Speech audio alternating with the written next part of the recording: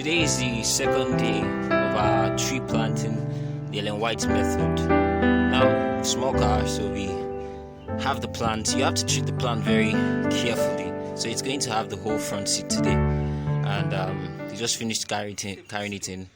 That's a jackfruit plant that we shall be transplanting today.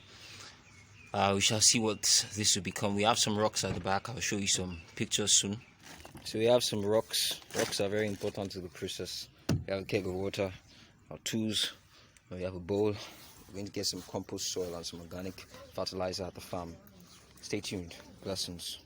So we begin a series of videos explaining planting of trees.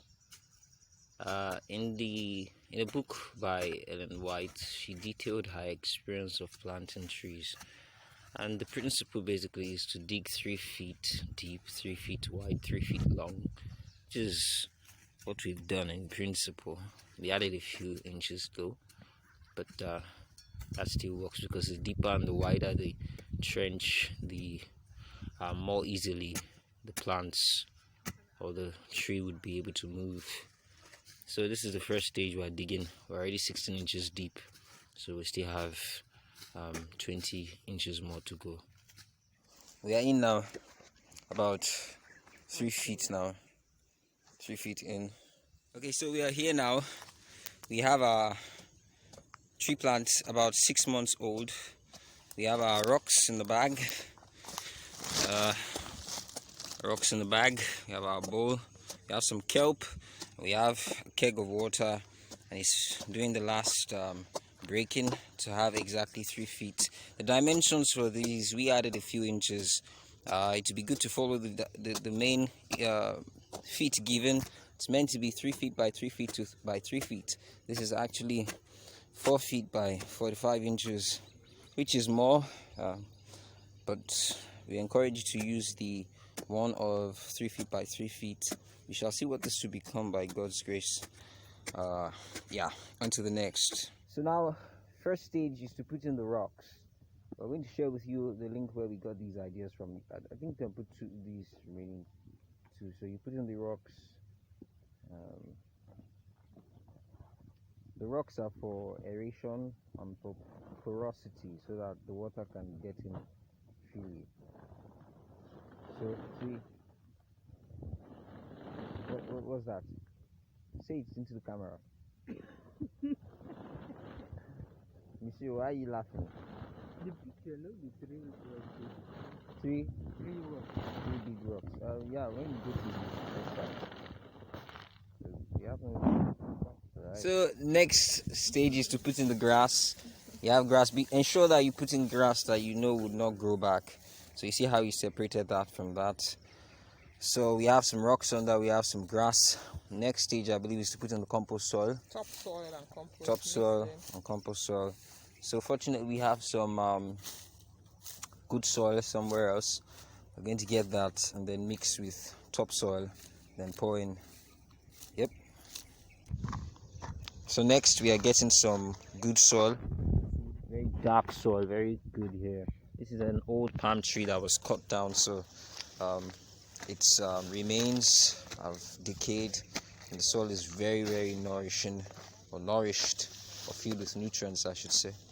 So that's that. The site where you're going to put the soil here now.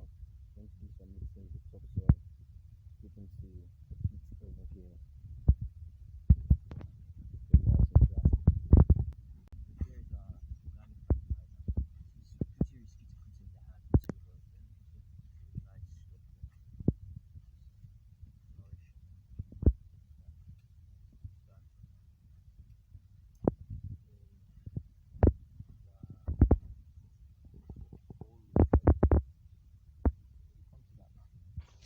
So now mixing some topsoil with the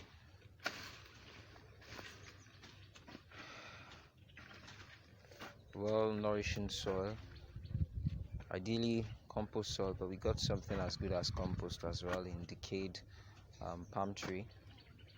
If you notice that there are some casts in the soil, that's a good sign of soil fertility. So now move on to mixing it through.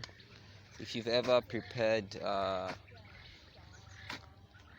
cement with sand, this is the process really. That's what he's trying to follow. You open up the middle and then you begin to pour in the sides. That's an effective way to mix soil or mix cement. So that's the sense he's using here. So again, we have here the Ellen White method of planting. We used about 48 inches, which is 4 feet long by 45 inches by 3 feet deep. Ideally, it's meant to be 3 feet by 3 feet based on instructions we found, but slight variation, not slight variation, that's a lot of variation there. So mixing. Yep. So now we are transporting the mixed soil into the pit, into the hole. So next stage now, pouring in the soil.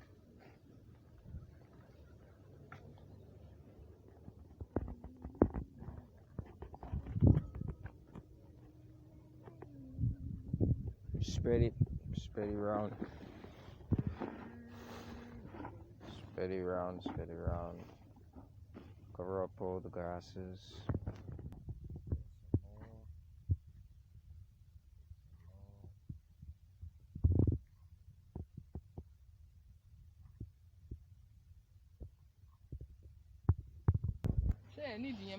Packing up the final remnants.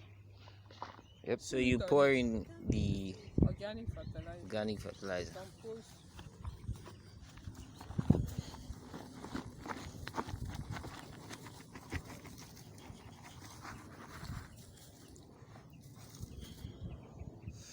You're having some kelp now. Kelp makes the soil more nourished. Kelp is basically seaweed.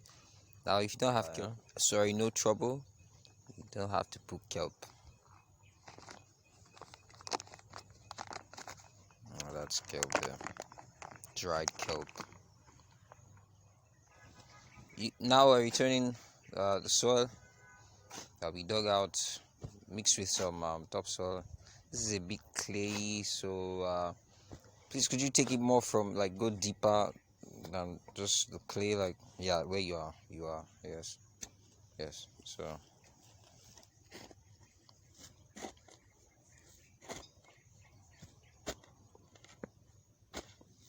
all right, we have that going in now.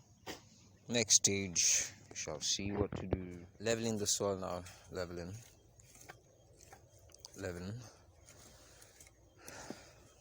Next stage will be to pour in the rocks.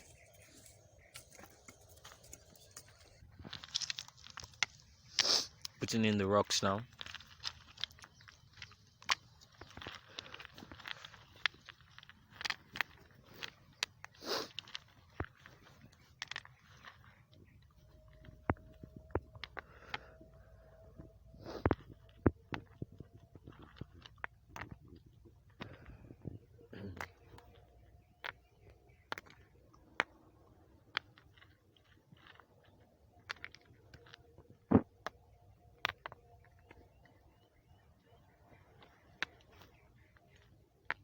Putting in the rocks. One thing to note is not following the exact 3 feet by 3 feet by 3 feet made us created a sort of a problem. So, and that was we had to put in more soil. So it would be good to follow the 3 feet by 3 feet by 3 feet, so you wouldn't have to do as much work as we have done. So we have the rocks in now. So you put in more soil now to cover up the rocks. Now, ideally, while digging, it's best for you to separate the topsoil from the mid-soil, like substratum. The clay soil is when you get even deeper into the earth. So you see she's removing the roots as well. You need to work on that. So you want to avoid that with what we have done here. You want to ensure that by the time you're digging the hole, you're actually getting rid of the topsoil on one side And then you have the next level of soil on one side so that the mixing will be proper. You see, this is mixed with some topsoil right now, but it would have been best to have all of it just topsoil. Yeah, and one interesting thing is, did you hear that bird? Toot toot toot toot toot. In Igbo tells the Igbo people say that it means miri do do do do do. And that means that water coming, falling, falling. So that's a signal that rain is soon to come, because we're doing this during the day and the weather is very favorable for this. That will give the opportunity for the plant we shall be putting in to balance very well. So now we're going to put in rock, the two big rocks that we have in the middle, in the center of in the center of the soil. Together, them talk. It's meant to be a big rock, so we're going to cover up a little bit and then put the plant right on top of the rock. On top of the rock. Oh, okay. So now we have our plant is bringing it in now. We have this.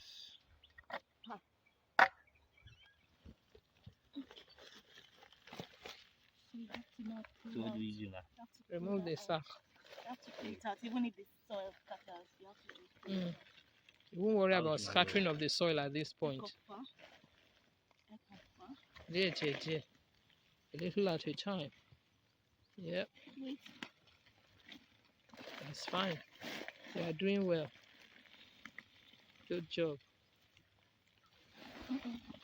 That's fine. Let it stand on that center. Survive. It's okay. This is the way it should be. Push it a little bit to the middle. Oh, don't pull, don't pull, don't pull. Leave it where it is. Yeah, cover. Cover? What kind of cover do you need? Pour soil, I mean. Okay. How much soil? The rain is coming. Because the rain is coming, serious.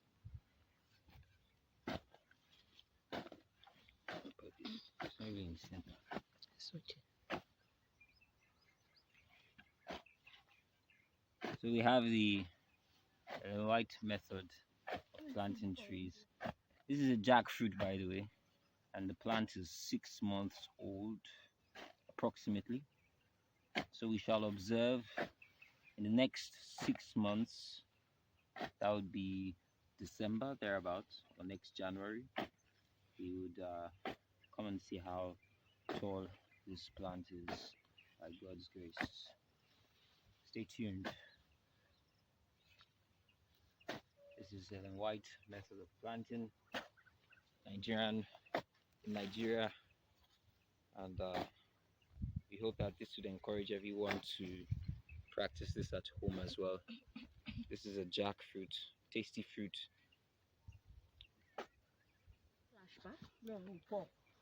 So pour in some water. This is the last stage. We put around some sticks to sort of guard the plant from humans and from interlopers.